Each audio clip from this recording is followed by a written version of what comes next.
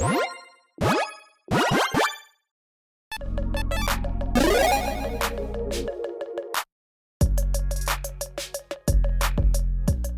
everyone, Mitch coming in for the Commander's Core studio. Temporary studio, I should say. Welcome to the show. So yesterday was an absolutely crazy day. I mean, a lot of stuff, well, I was going to say it was spoiled, but more so it was like leaked because, yeah, I don't know what in the world's going on with Wizards right now, but things are weird, and yeah, this card is quite weird and quite powerful. And just to make it easier to see, yeah, because again, this is yet another leak, I guess I should say again, potential spoiler, because it has not been confirmed, to my knowledge, to be an official card just yet, but it looks very legitimate. So here's the MTG.design version, just to make it easier to see. Anyways, yeah, this has a lot of potential, a lot of combo potential, a lot of powerful potential. Unctus? Let's go with that. Grand Metatect, whatever that is. A 2/4 Phyrexian Vidalcan that costs 1 blue, and it says, other blue creatures you control have, whenever this creature becomes tapped, draw a card, then discard a card. And yeah, the potential of that is absolutely absurd, and we'll talk about ways to break that, which are very easy. And also other artifact creatures you control with +1/+1, because, you know, we need to throw an Anthem on top of this 3-mana commander that's got a lot of combo potential. Oh, and by the way, let's make this just a little bit easier.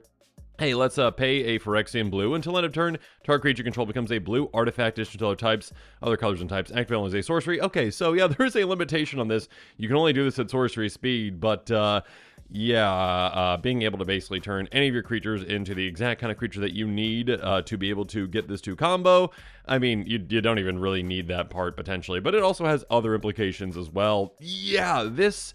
I mean, literally, if you just had that first line of text on this, you know, basically, hey, when your creatures become tapped, the other blue creatures become tapped, draw, discard, there's no limitation on it. There is a lot of potential with this. And again, it is a low to the ground commander. This just, oh goodness, I am absolutely just going to be scared the second that I see someone else, you know, sit down at the table and have this on the other side of the field, because again, I mean, this can just go infinite quite quickly, quite easily, and win very, very early, and we'll talk about ways to do that. Now, on this episode, I'm going to be talking about, obviously, different cards that, you know, you might want to consider if you want to build a deck around this incredibly powerful commander. And I'm going to be breaking those down into budget buys, which are, of course, cards that are within my budget, so less than $1, and then pricier picks, which are cards that are over $1.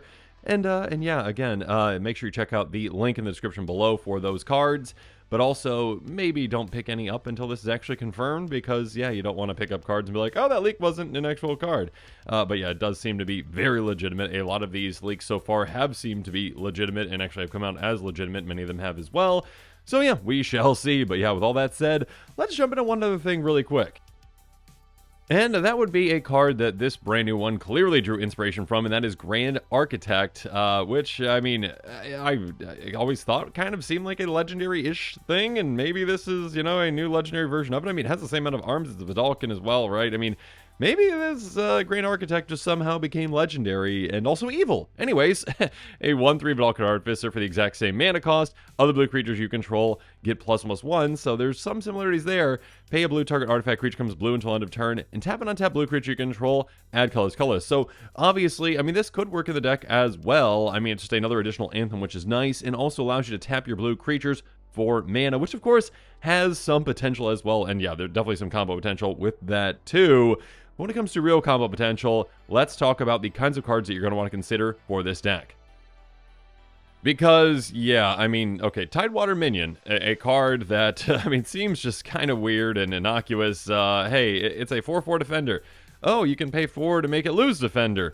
Oh, but also it can tap to untap target permanent. And keep in mind, it does not say another target permanent.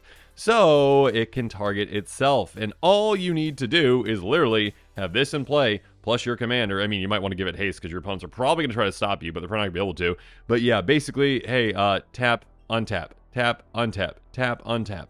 You can draw as many cards you want. I mean, you're looting each time, right? You're drawing and discarding, but of course, there's ways to take advantage of that. There's ways to just win on the spot there.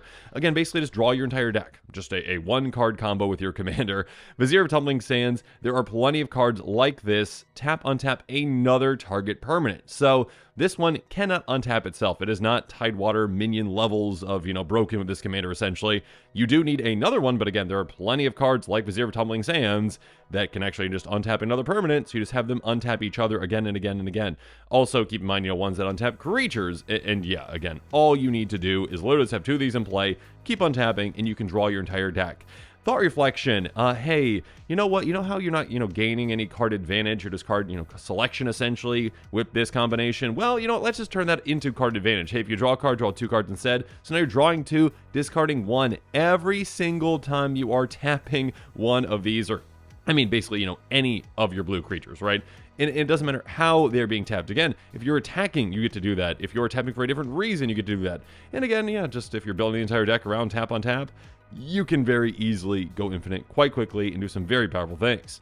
Because you can also take advantage of the other end of this when you discard, because yeah, Curative Mystery says whenever you cycle or discard another card, scry 1. So hey, okay, tap my blue creature. All right, I will draw a card, discard a card. Oh, cool, I get to scry 1, so I can see if I even want to consider that next card, or if I just want to, put it on the bottom of my library. So yeah, you get additional card selection on top of the amazing card selection you're already getting. Next up, how about Ominous Seas? Yeah, really take advantage of that card draw, a way to finish your opponents off. Whenever you draw a card, you get a 4-shadow counter on it. You can remove 8 of those 4-shadow counters to get an 8/8 blue Kraken creature token. You can very quickly, very easily get a ton of tokens on this again. If you've got ways to shuffle your library, over and over again, of course, you could technically go infinite with this. Once you get things going and make an infinite number of 8/8s, sure, there are easier ways to win than that. But yeah, if you've always wanted to take your opponents out with an army of sea monsters in a non-sea monster tribal deck, go for it. Speaking of a sea monster, well, technically squids aren't sea monsters for whatever reason. Anyway, Chasm Skulker. Whenever you draw a card, you get a counter on it, so this can become incredibly large.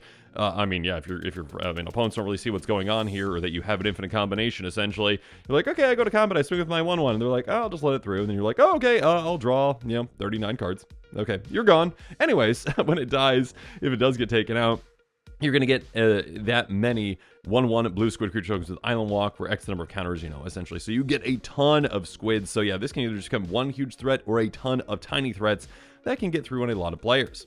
Next up, how about Teferi's Tutelage? Hey, when it enters the battlefield, draw a card, discard a card. So some more looting, that's nice. But most importantly, whenever you draw a card, target opponent mills 2 cards. So again, if you are going infinite, you can very easily mill a player out with this. Or you can just finish all opponents off at once with Psychosis Crawler. Yeah, this can be incredible. And sure, obviously, with this commander, obviously keep in mind, you can utilize that ability to, turn this into a blue artifact creature. Cool, awesome. And then, yeah, if you attack with it, you can, draw a discard. Great. But, yeah, if you're going infinite, and I do say going infinite, but, obviously there's a limit based on your library size. Regardless, you're going to have enough library size to take your opponents out with this, because it says whenever you draw a card, each opponent loses 1 life. So you'll just go, okay, yeah, draw, drain, draw, drain, draw, drain. Sure, I'm discarding my cards. It doesn't matter. All you need to do is, probably draw, 40 cards, which is very easy again, and obviously very doable when you're going infinite with this, so you can take your opponents out all at once. On top of that, you can even just take advantage of the fact that you can activate that ability, again, for free, essentially. Again, it's a Phyrexian blue, so either a blue or 2 life, and you can just keep utilizing that 2 life again and again and again. It doesn't matter if you've already used it on a creature, right? Her creature becomes a blue artifact. It can already be a blue artifact in its other colors and types. It doesn't matter. You can just keep activating that again and again and again. Get your life total down to whatever you want to get it down to. Let's say, 2 or 1, essentially. Then use something like Soul Conduit. Pay 6, tap, 2 target players, exchange life totals. Basically, kind of life setting. You set your life at, 1 or 2, and you're like, by the way, you've got 40 life. Let's swap. You go down to 1. I'll take 40. Thank you. So yeah, again, this commander already has a ton of combo potential in certain ways. You can also utilize it in other ways, kind of like a Selenia Dark Angel deck, essentially. Yeah, this commander just is scary. And again, the second I see on the other side of the table, I'm going to be quite frightened. Especially when it comes to some of the pricier picks that can be considered for this commander. And yeah, I think it goes without saying that this is definitely a commander that can win with Lab Maniac, or, Jace Wielder Mysteries, or Thassa's Oracle. Essentially, all, the same kind of win condition. Hey, if you draw a card while your library has no cards in it, you win the game instead. So basically, yeah, you can very easily, again, mill yourself while drawing your entire deck, and just, you're discarding, but who cares? And usually, again, that would be a bad thing to run out of cards. But with these, essentially every single time, you're like, hey, you know what? No, I just win. And yes, this is not, from a CDH perspective. Obviously, there are more powerful ways to just win with Thassa's Oracle in different combinations. But still, with this kind of a commander built in this way, yeah, there is a lot of potential to just take players out very, very quickly. I mean, we're going to talk about a card here in a bit, but yeah, you could very easily, I mean, turn like 3 probably with this commander without really trying all that hard if you've got the right hand. Because, yeah, I mean, a Fellow Alchemist, basically a better Tidewater minion, and they, after they started making a card like this, they started changing the way that they're worded, because, yeah, Fellow Alchemist, tap, you untap target artifact or creature. Again, it does not specify another creature, so yeah, this one is just a 2-mana untapper that can untap itself. So again, you can do that infinitely. You can, I mean, if you really wanted to, again, just even do nothing turn 1, turn 2 a Fellow Alchemist, turn 3 your commander, and you're like, okay, I'll just mill myself. I mean, you lose if you have nothing else to do, but yeah, very impressive. Anyways, Fate Stitcher. Next up, you may tap or untap another target permanent, also one that can unearth, so you can get it out of your graveyard. So yeah, if you've already got another one of those Vizier of Tumbling Sands in play, you can just be like, okay, 1 mana, get this out, hastily be able to tap or untap another target permanent, go infinite in that way. Yeah, the potential for this commander is just incredible. Now when it comes to some other potential pricier picks to consider, I mean, Sphinx's Tutelage. Yeah, a great way to mill a player very quickly. Whenever you draw a card, target opponent puts the top 2 cards of their library in their graveyard. If they're both non-land cards that share a color, repeat this process. So this, of course, can just be deadly to any kind of monocolor deck, but even if it's not a monocolor deck, yeah, I mean, there's going to be times where they match, and then you can, obviously just mill them even faster. But yeah, when you are just drawing essentially your entire library, it's not going to take long for your opponents to get milled out. And of course, yeah, I should mention, yeah, of course, there are cards like, Elixir of Mortality and those kind of cards that can shuffle your library, so you can just keep going. Yeah, there are definitely ways that you can really take advantage of this. If, again, you are going for that lab man strategy, though, and maybe you aren't going infinite, but you have plenty of ways to tap and untap things, Mesmeric Orb, a great card. Whenever a permanent becomes untapped, that permanent's controller mills a card. So you, again, are just milling your entire deck very, very quickly and able to, really take advantage of something like this. Speaking of taking advantage of something, basically a better thought reflection in that it costs less, does one thing slightly worse, but really, I mean, overall, just a better card. If you draw a card, except the first one you draw on each of your draw steps, draw 2 cards instead. So again, basically doubles up your card draw when it comes to your commander's trigger. It doesn't draw, your additional card, when you start the turn, but who cares? This basically, again, is 3 mana less. It is very good for this commander, and again, ways to just take advantage of your draws and your discards are huge for a commander like this. But yeah, again, time will tell if this is an actual card or not. I mean, I am leaning, with a lot of these other leaks, it does seem very legitimate, and yeah, many of the other leaks have been confirmed, so I would go to say that this is an actual card, and in my opinion, this might be one of the most powerful commanders in the set. I mean, I guess when it comes to the potential to build it in a broken way, in a way that can combo very quickly, very easily. I mean, this combos in a lot of different directions. Again, all you need is essentially either one, creature that can untap itself, or, 2 creatures that can untap each other, and there you go. And you just need kind of one benefit. And there are plenty of benefits, again. Something as simple as a Psychosis Crawler can just take all your opponents out very easily. And again, the potential of just like saying, okay, I'll just lose all my life, essentially, with that ability again and again and again and again, go down to, 1 or 2 life, and then Soul's Conduit someone is just pretty funny, actually, that you can just say, you know what, I can combo in these ways, but also this really weird other way. I'm just going to go with that as well. So yeah, I think this card has a good amount of potential. I think, some players are going to be really excited about it. Make sure you check out the card list link in the description below. And also, again, maybe hold off on buying any cards until this one is confirmed. And with that, today's episode is coming to a close. So yeah, let me know what your thoughts are on it in the comments below. And of course, as always, thanks again and have a good one.